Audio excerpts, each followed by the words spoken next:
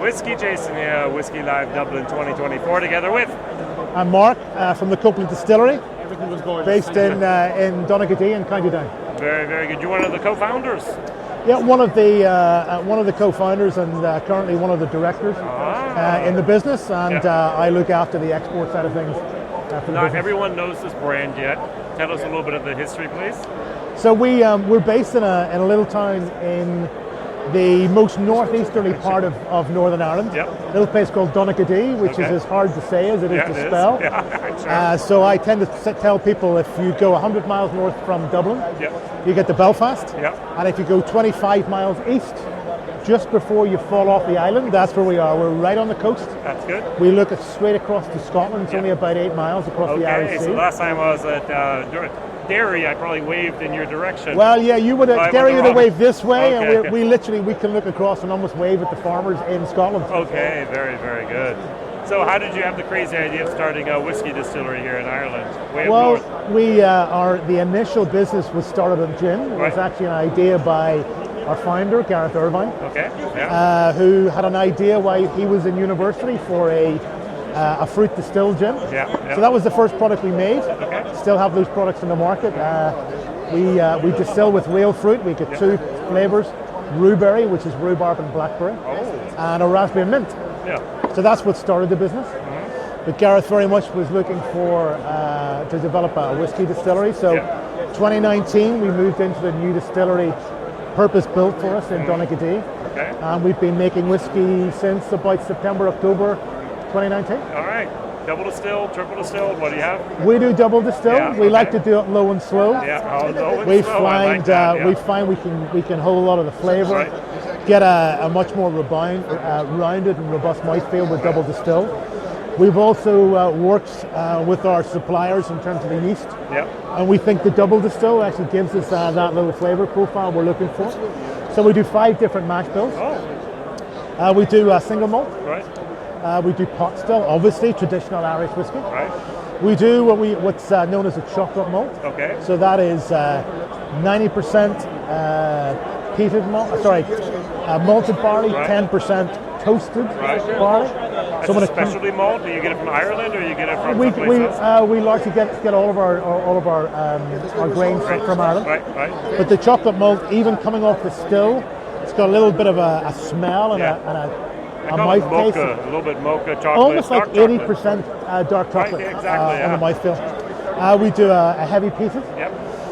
We do a rye whiskey, which is particularly difficult grain to work with, but we've been playing around with it, and we think we're creating some great ryes. Okay, very good. And your peat, you get the peated barley from Scotland? We do indeed. Okay, Glen's probably here, where?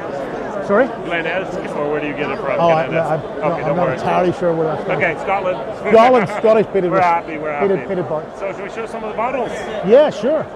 This is so the first of our, we'll hold this one up. The first of our 5-year-old whiskies will be released in December of this year. Very so that's good. cask 1. So ahead of that, we wanted to release a blend that was very much a taste of things to come from the distillery. We wanted a blend that was a little bit surprising. For a 40% ABV, we wanted something that packed a bit of a punch. So this is a blend of 3 different whiskies aged in 4 different casks. So it's predominantly grain whiskey, aged in virgin American oak and recharred bourbon. We have double distilled malt and Kentucky bourbon, and then about 2% triple distilled malt aged in Oloroso sherry. Very so good. But none of your own juice in here? None of our own juice in that one. Will you be introducing it slowly, or are you immediate with the 5-year-old? Well, we wanted to leave our own whiskey for 5 years. Same name? Same bottle design? No, it'll be a different design, completely different design, and release 1 will be in a special presentation bottle design. I say the first of it will be out December. We also have, if Nick can just show us that, we have a liquid here which is just launching. Nothing to see because it literally is in pre-bottling phase. This is being launched in 3 weeks' time in Ireland.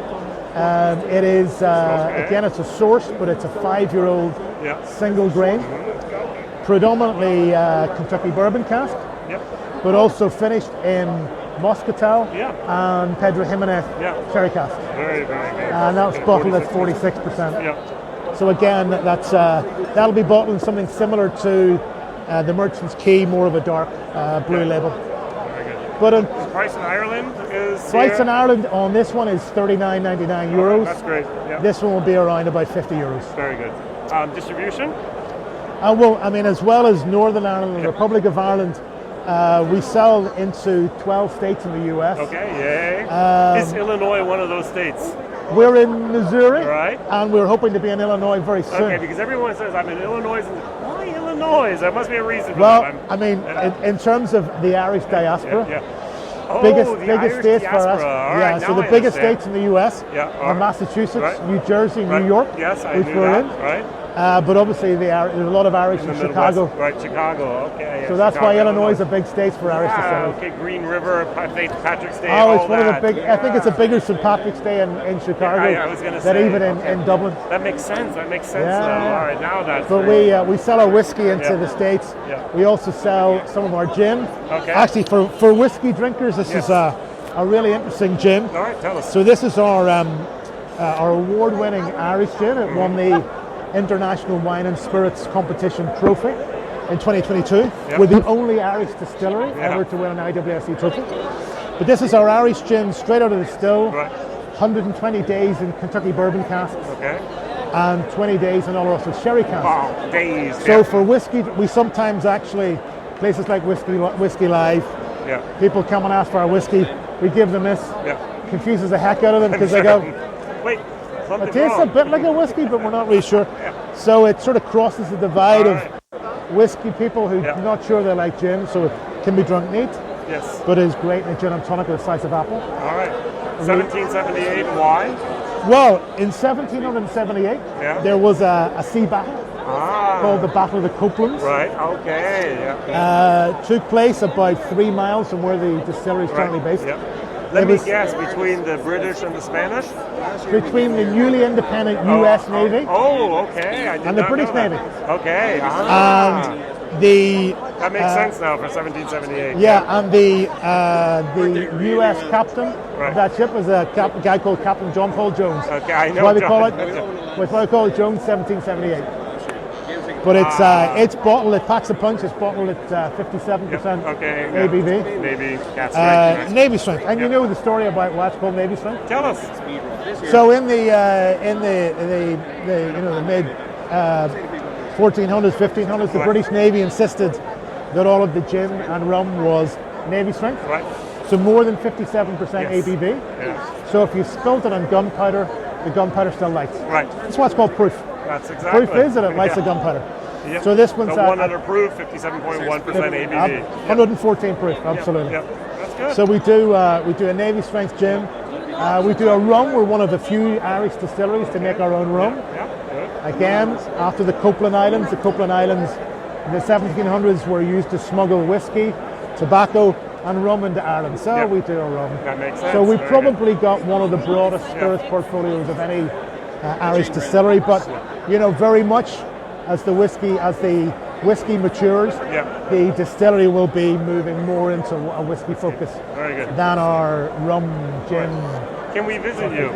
You can indeed. I mean, we're quite unique. We're one of the few Irish distilleries where you can come in, have a cup of coffee, and actually watch the guys work. So you can watch us doing the mash. So we can watch them do the mash, we can watch them do the fermentation. We cut all of our whiskey, all of our spirits by nose. We find that gives us much better quality control than doing it just by ABV or by temperature. We also run distillery tours at the weekends, so you can come down and we'll talk you through production of whiskey, production of gin, production of rum, let you taste our products. And we also run a bar 2 nights a week in the distillery where, again, you can taste some of our fabulous cocktails and some of our spirits neat. So, if you're coming in from out of town, go to Belfast, head down towards Bangor, and Donaghadee is only 5 miles down the road. All right, very, very good. CopelandDistillery.com. Or you can see us on Instagram or on Facebook, or we have a YouTube channel where you can see how to create the perfect serves and cocktails for all of our spirits.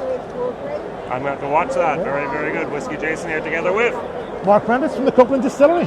Thank you. Ciao. Thanks a lot.